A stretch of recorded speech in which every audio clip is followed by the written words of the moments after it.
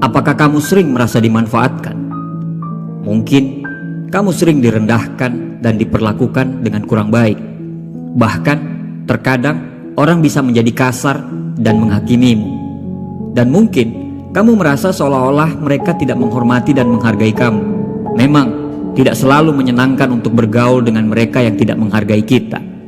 Ada penyesalan dalam diri kita, dan mungkin kalau ada kesempatan, mungkin kita lebih baik pergi saja dan tidak bergaul dengan mereka. Apalagi mungkin ketika kita melihat ada perlakuan yang berbeda antara teman kita dan teman yang lainnya. Mereka memperlakukan teman yang lain secara baik, sedangkan mereka memperlakukan kita seolah-olah kita itu bukan teman.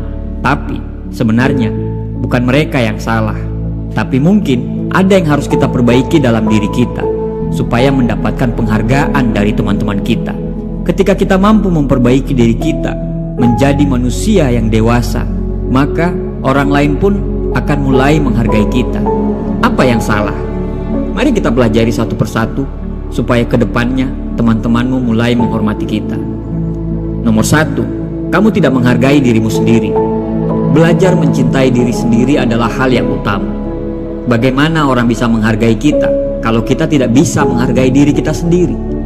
Seringkali kita terlalu keras pada diri kita sendiri. Kita tidak enjoy dan kita tidak selalu merasa aman.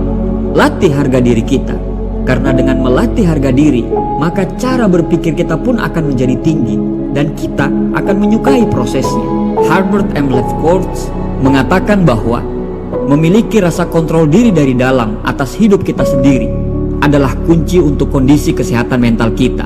Orang yang menghargai dirinya akan percaya bahwa hal-hal yang terjadi pada mereka sangat dipengaruhi oleh tindakan, kemampuan, dan kesalahan mereka sendiri. Untuk melatih harga diri, pertama-tama kamu harus membiarkan dirimu untuk berani berkata tidak tanpa rasa bersalah. Prioritaskan apa yang penting dalam hidupmu. Lindungi diri kamu sendiri dan beranilah memilih untuk menjaga hubungan yang sehat. Itu kunci untuk tidak membiarkan orang lain mengambil keuntungan dan manfaat dari diri kita. Dan pastikan apa yang sudah Anda bayar dalam hidup harus Anda dapatkan. Misalnya nih, kamu berada di sebuah kedai es krim. Kamu membayar untuk 2 es krim, tetapi kamu cuma menerima 1. Kamu diam saja dan membiarkannya karena alasan tidak enak. Kamu harus berani untuk meminta kekurangan 1 es krim itu. Dan jangan pernah merasa bersalah karena meminta hal itu. Mungkin itu hanya sebuah es krim.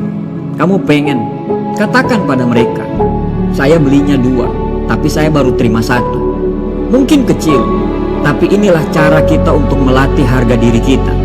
Kamu harus menghargai diri kamu sendiri lebih daripada orang lain. Yang kedua, kamu tidak menetapkan batasan. Penting kita untuk menetapkan batasan pergaulan kita yang jelas antara diri kita dengan orang lain. Misalnya, temanmu sering datang ke rumahmu untuk nonton film. Kamu senang dan peduli dengan teman-teman kamu. Tapi, mereka bukan tipe orang yang suka menghargai tuan rumah. Mereka meletakkan kaki di atas meja, sedangkan kamu sebagai tuan rumah tidak pernah meletakkan kakimu di atas meja. Mereka merokok sembarang, sedangkan dalam rumahmu tidak ada yang merokok. Mereka makan dan meninggalkan sampah di mana-mana. Apakah mereka menghormati kita? Ya jelas, tidak tampak mereka menghormati kita. Apa yang harus kita lakukan? Langkah yang baik adalah menetapkan batasan ketika teman-teman kita datang dan diskusikan dengan mereka. Kita bisa kok melakukannya dengan cara yang baik untuk mendiskusikan hal tersebut. Dan tentunya tetap mempertimbangkan dari sudut pandang mereka juga. Itu adalah rumahmu dan pada akhirnya harus mengikuti semua aturanmu. Jadi, beritahu mereka kalau nanti mereka main ke rumah, bersikaplah sopan. Kalau merokok, harap di luar. Dan nanti kalau makan, itu harap dirapi. Anda bisa mengungkapkan apa aja alasannya. Tapi saya pikir, bila orang itu cerdas, maka pada dasarnya dia akan sangat memaklumi. Kita harus melakukan itu, karena jika tidak, teman akan semena-mena terhadap kita dan menganggap mereka bisa melakukan apa saja terhadap diri kita. Tidak usah merasa bersalah, daripada nantinya mereka datang lagi, justru kita tidak bahagia dengan kedatangan mereka. Kita menggerutu, kita ngomel setelah mereka pergi. Memberitahu mereka bukan suatu hal yang sombong atau angkuh, tapi itu adalah batasan yang kita kasih supaya kita tetap dihargai. Nomor 3, pahamilah kalau kamu tidak harus bersikap baik setiap saat. Kamu mungkin berpikir bahwa jika kamu tidak melakukan setiap kebaikan yang diminta teman kamu, mereka berpikir akan tidak menyukai kita lagi. Tapi kalau sikap mereka seperti itu, berarti mereka bukan teman yang baik. Kamu mungkin merasa bersalah jika tidak menerima ajakan teman kamu untuk hangout, padahal kamu sendiri lagi pengen di kamar menikmati musik karena lagi malas keluar rumah. Mungkin kamu ingin teman kamu selalu tersenyum, tetapi mengorbankan senyummu sendiri. Kamu selalu mencoba tersenyum walaupun dipaksakan supaya temanmu tersenyum. Padahal saat itu kamu mungkin lagi mengalami hal-hal yang tidak menyenangkan dan kamu lagi tidak baik-baik saja. Kamu tidak perlu berada dalam suasana hati tertentu untuk siapapun.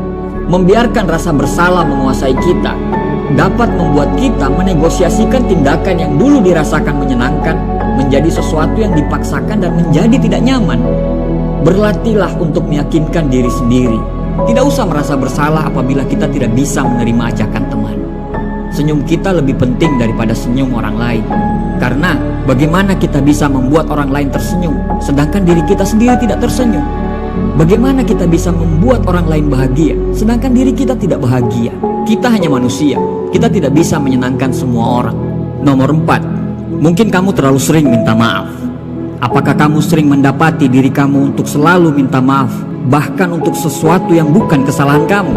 Meminta maaf itu baik, tapi kalau selalu minta maaf, bahkan itu bukan kesalahan kita, mungkin ada sesuatu yang tidak beres dalam diri kamu. Kamu mungkin mengatakan hal tersebut supaya tidak dinilai jelek di mata orang lain. Tapi tentunya, maaf pun ada nilai dan bobotnya.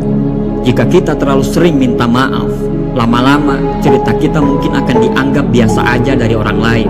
Dan lama-kelamaan, mereka tidak akan terlalu percaya dengan permintaan maaf kita.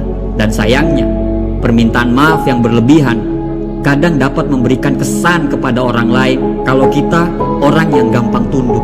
Cepat atau lambat, mereka akan berasumsi kalau kita gampang sekali untuk disalahkan. Ada beberapa hal yang biasanya kita tidak perlu minta maaf. Jika tidak ingin berbuat baik, jangan meminta maaf. Kalau kita tidak melakukan apa-apa, katakanlah maaf ketika maaf itu betul-betul diperlukan. Tetapi sadarilah bahwa kita tidak perlu terlalu minta maaf kepada orang, apalagi itu bukan menjadi salah kita. Nomor 5, bahasa tubuh yang tidak menimbulkan percaya diri. Percaya diri adalah kunci. Itu yang sering kita dengarkan, dan itu sangat benar dan masih applicable sampai saat ini. Jika kita ingin mendapatkan rasa hormat, cara yang paling baik adalah memperbaiki bahasa tubuh kita. Tunjukkan pada orang kalau kita memang tidak bisa dipaksa. Secara harfiah, sikap yang kuat dan postur yang baik tidak akan membuat Anda gampang jatuh tertabrak apabila berpapasan dengan orang. Jadi, gunakan postur yang baik dan berdirilah dengan tegak. Lakukan kontak mata yang baik saat mendengarkan orang lain bicara. Menyilangkan tangan sering dianggap sebagai sebuah sifat defensif. Jadi yang terbaik adalah santai saja. Angkat kepalamu tinggi-tinggi dan pandang ke depan. Amati keadaan sekitar, jangan takut melihat orang lain. Perbaiki penampilanmu. Walaupun ada peribahasa mengatakan, don't judge the book by the cover.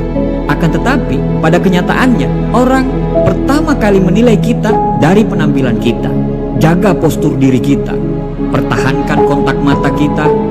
Atur ekspresi wajah kita. Dan mainkan gestur tangan kita. Belajarlah untuk membuat bahasa tubuh kita menjadi lebih percaya diri. Jadi, apakah kamu sering merasa tidak dihargai? Coba gunakan tips ini. Siapa tahu bisa bermanfaat. Mungkin Anda punya tips lain supaya mendapatkan penghargaan dan rasa hormat dari orang lain. Silakan tuliskan di kolom komentar. Terima kasih sudah menonton. Assalamualaikum warahmatullahi wabarakatuh.